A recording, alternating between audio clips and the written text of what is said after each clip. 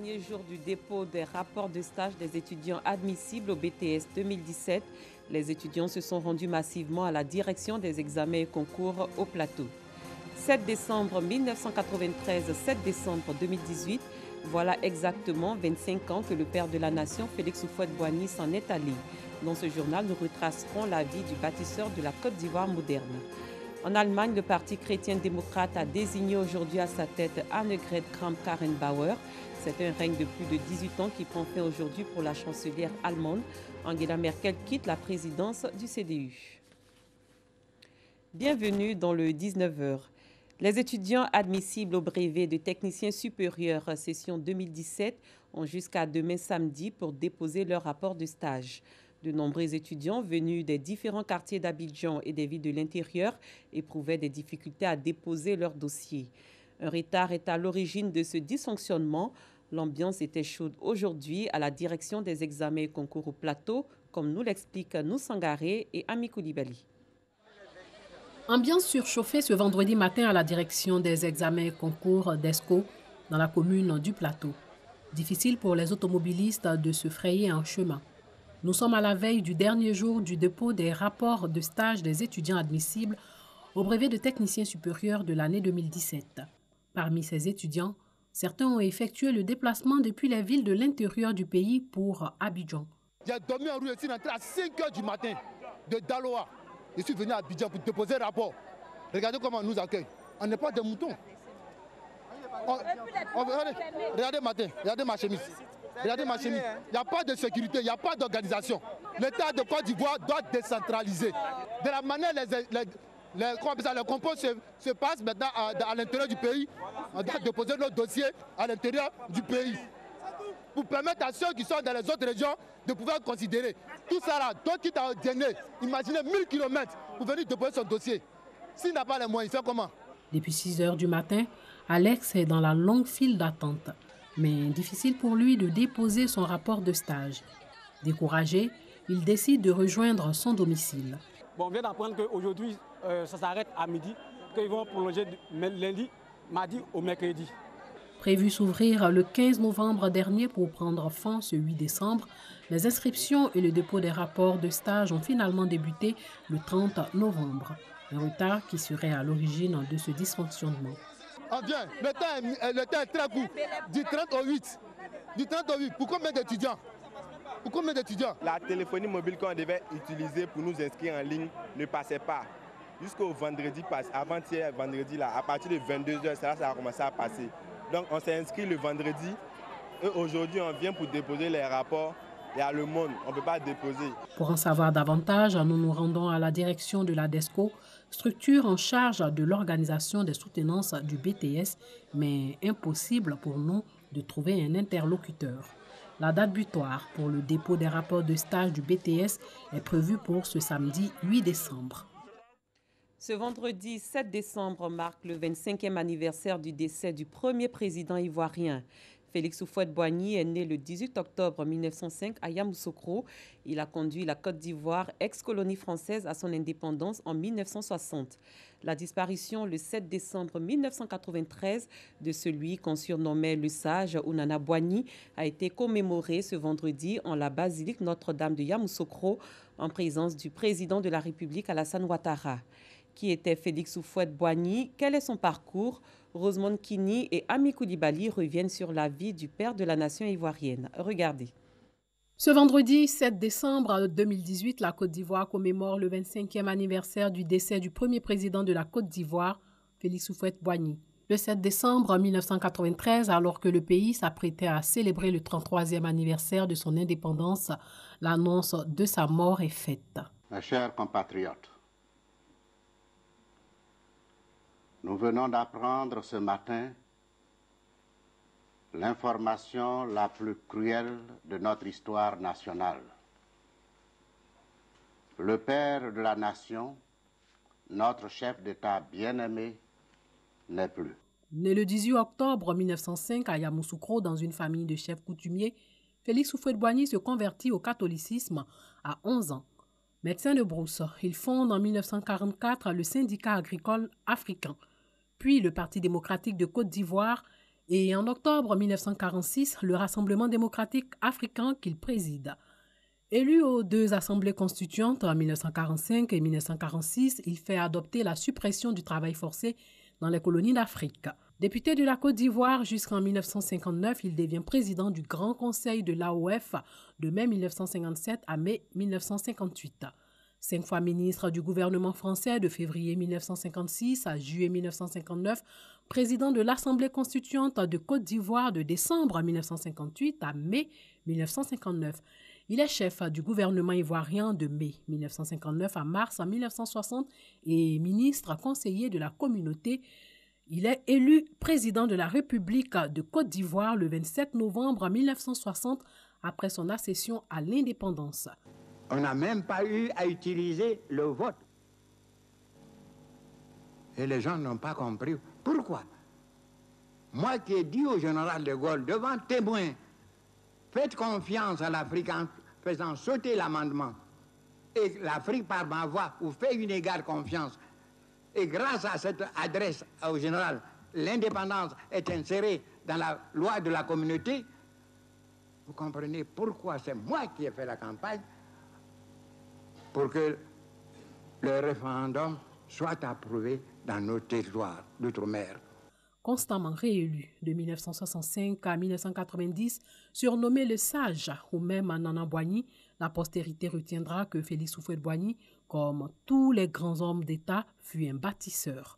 Bâtisseur de lieux de mémoire de notre République, d'édifices culturels et religieux, d'une infrastructure de communication, bâtisseur de Yamoussoukro.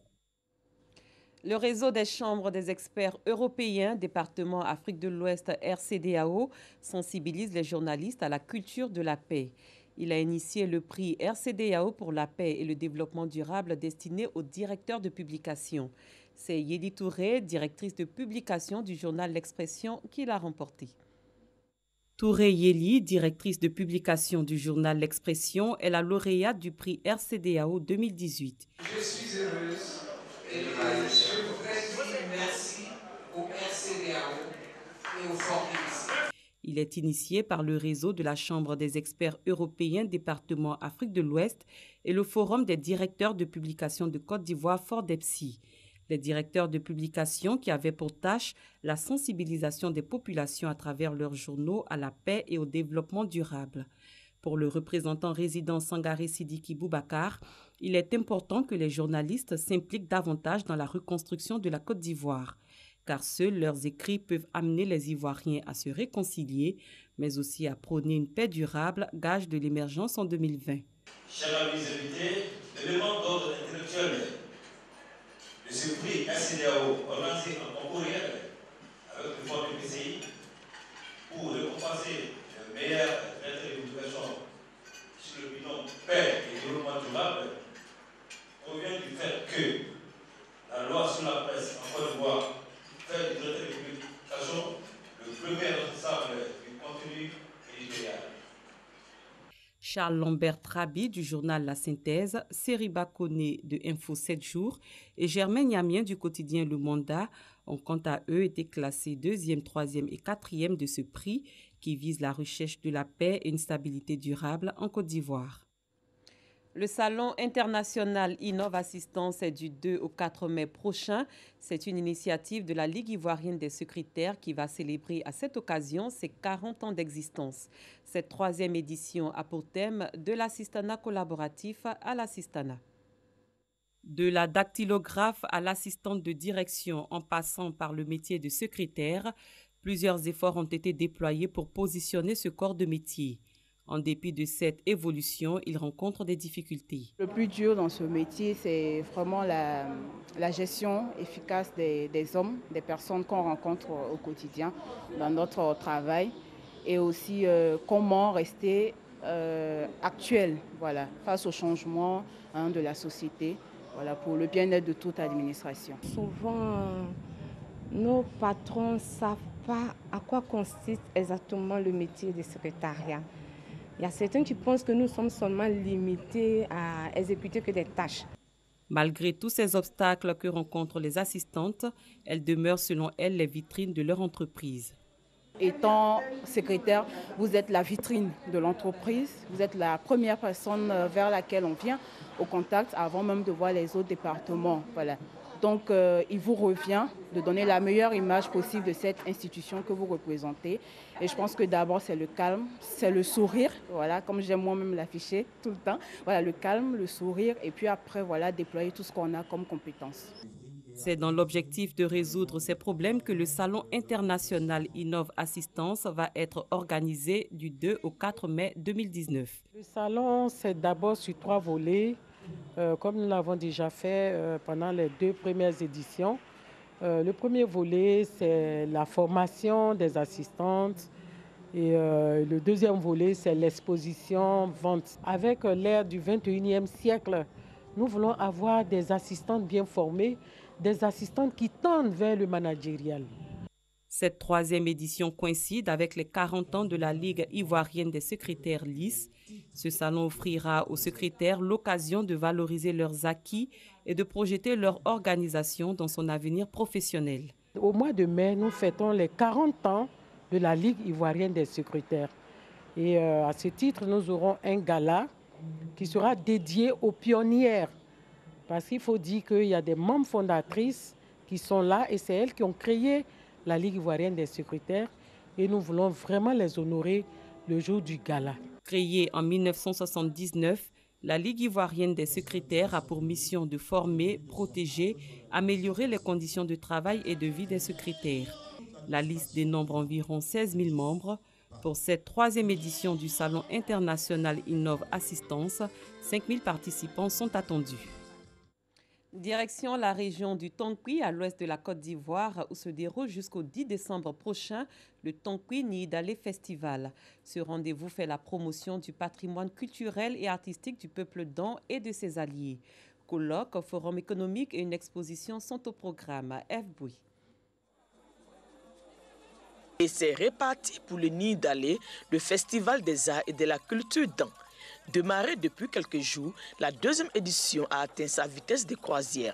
Cet après-midi est un moment spécialement dédié aux enfants. Jeux, sketchs, poésie, danse pour le bonheur des tout-petits. Le Niidalé, c'est aussi la journée des jeunes avec des communications sur la problématique de l'emploi des jeunes dans la région. Le riche patrimoine culturel et artistique du peuple Dan et de ses alliés, visité et revisité. Une part belle aux jeux, sports et loisirs patrimoniaux. En marge de tout cela, le Niidalé fait aussi la promotion de l'économie locale. Ateliers thématiques, forums économiques, colloques et le Niidalé Exposition. 50 stands de haut niveau, des exposants dans les domaines de l'agriculture, la culture, les ONG et associations et la recherche. Nous travaillons sur une plante qui est communément consommée par nos parents ici à l'ouest, qu'ils appellent zan. Mais le nom scientifique, c'est Bitneria catalpifolia. Nos parents, depuis des décennies, la consomment, mais pas de la bonne manière. Et moi, après mes travaux de recherche, j'ai trouvé qu'il y avait des résultats intéressants dedans. Il fallait d'abord venir leur montrer les résultats et leur montrer comment est-ce qu'il faut consommer la plante. En ce qui concerne le forum économique, des experts de l'entrepreneuriat et de l'innovation prospectent cette riche région. C'est une région à forte potentialité. Nous ferons tout pour conduire nos investisseurs au fur et à mesure, mais tout passera par la formation. Et aucun développement ne peut se faire sans la formation. Si les hommes ne sont pas formés, ils ne pourront pas amorcer le développement. Les nombreux festivaliers venus d'ici et d'ailleurs apprécient. C'est ma première fois en Côte d'Ivoire. Agréablement surpris par ce que je suis en train de voir en termes de culture, en termes de sagesse et en termes d'opportunités. Pour la valorisation de notre culture, vraiment, je suis très comblé de joie parce que ce que le Niidalé fait pour nous aujourd'hui, c'est un grand rassemblement pour ne pas que nos coutumes se perdent. Pour les initiateurs, cette 2e édition du Tonkui Niidalé Festival promet. Je suis simplement heureux qu'en 2 éditions, le Tonkui Niidalé ait atteint ce niveau de performance. C'est une fierté. Je voudrais féliciter tous mes collaborateurs, tous les partenaires qui nous font confiance et leur promettre tout le sérieux que nous mettrons dans la suite pour que ce festival, d'ici 2-3 ans, soit un festival de référence, pas seulement en Côte d'Ivoire, mais en Afrique et dans le monde. Le pays invité de l'édition 2018, c'est la Chine. Le parti conservateur allemand vient de désigner un successeur à Angela Merkel après 18 ans de règne. Il s'agit de la Sarroise Annegret Kramp-Karrenbauer, 56 ans. Elle était secrétaire générale de la formation politique. L'actuel numéro 2 du Parti démocrate chrétien allemand s'est imposé par vote avec un peu plus de 51% des voix lors d'un congrès face à Friedrich Merz qui entendait opérer un virage nettement à droite. La CDU tourne donc la page Merkel après 18 ans de règne. Malgré la perte de la présidence de son parti, Angela Merkel entend rester chancelière allemande jusqu'au terme de son 4e mandat fin 2021. C'est la fin de cette édition. Merci de votre aimable attention. Bonne soirée, à très bientôt.